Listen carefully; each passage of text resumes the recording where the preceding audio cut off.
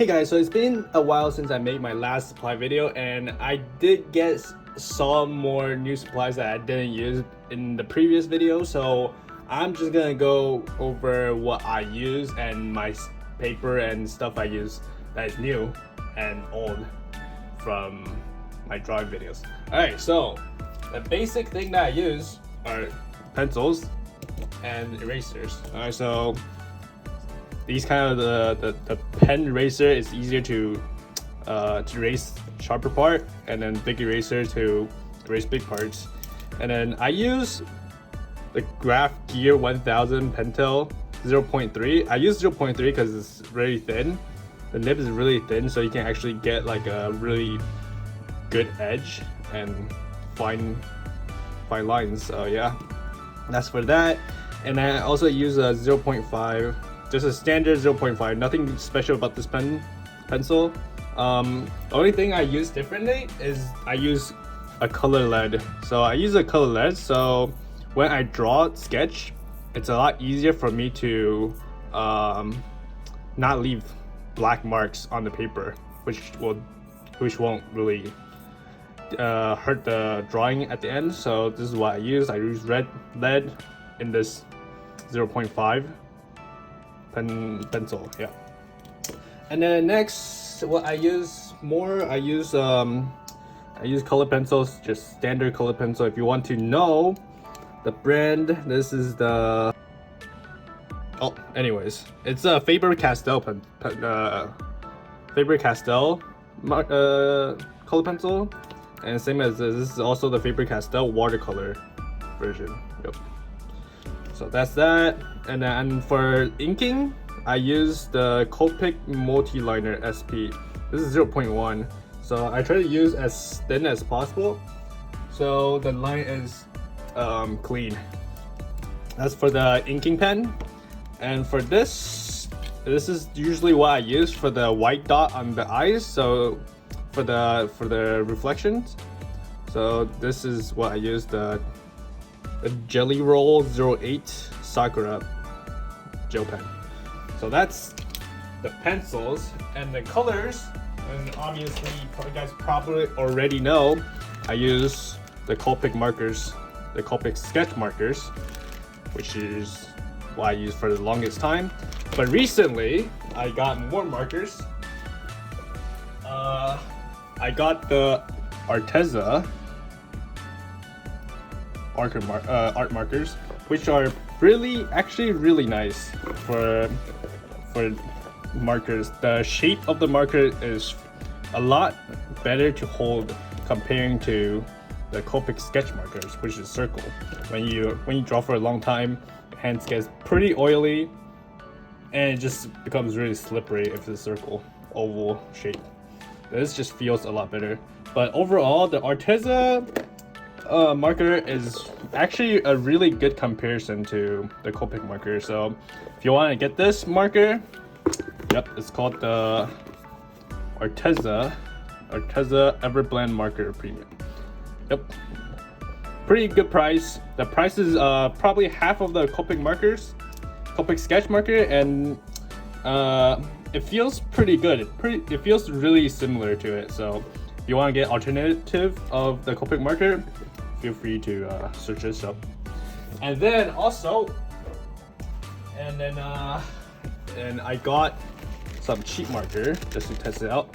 It's called the Bileza in China. I haven't really used this like fully on a single drawing before, but they do have a lot of colors. This whole package is like 20 bucks or 25 bucks. Obviously the quality isn't as nice, but it is pretty cheap for this much, right? Anyways, all right, so the paper, the other things I use for drawings, I use this Copic mark pad. This is really good for Copic marker, obviously meant for alcohol papers. That is one of the paper I use. And I also use the BN thing, but this is only really good if you want to draw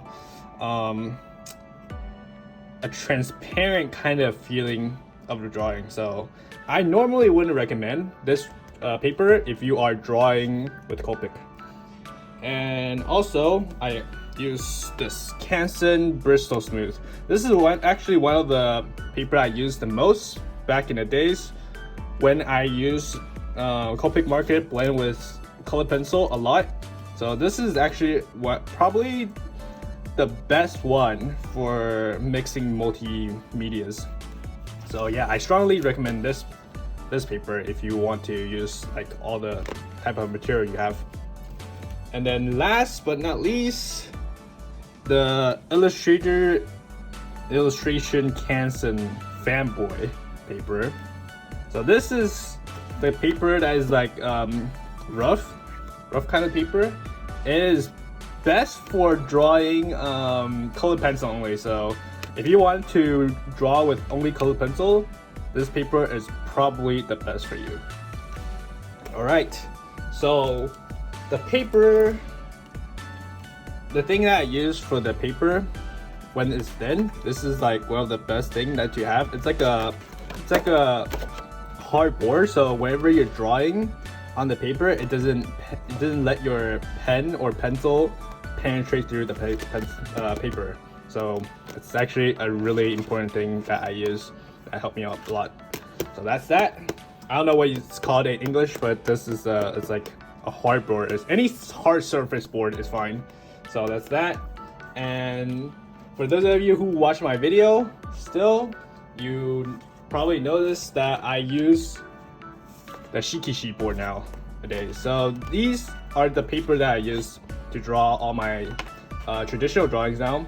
It just look a lot nicer as a board, and then it just look a lot nicer to just have, or just like put it up in my room somewhere, or store it, or sell it, or some. Yeah, so basically it just feels better overall as an individual paper to draw on. The paper is not necessarily the best one, but just the overall feeling of this whole board, it just feels nice to draw on. Each of this is like $2, so it's not too expensive, but it's not too cheap. It's definitely not something that you use to practice sketching and stuff on. So yeah, the drawings that I did on this, so yeah, I actually have it packaged, so nothing happened to it. So this is what it looked like on the board. It just feels a lot nicer as an individual piece. So yeah, that is basically it for my drawing supplies. Nothing too new with my pencils and pens.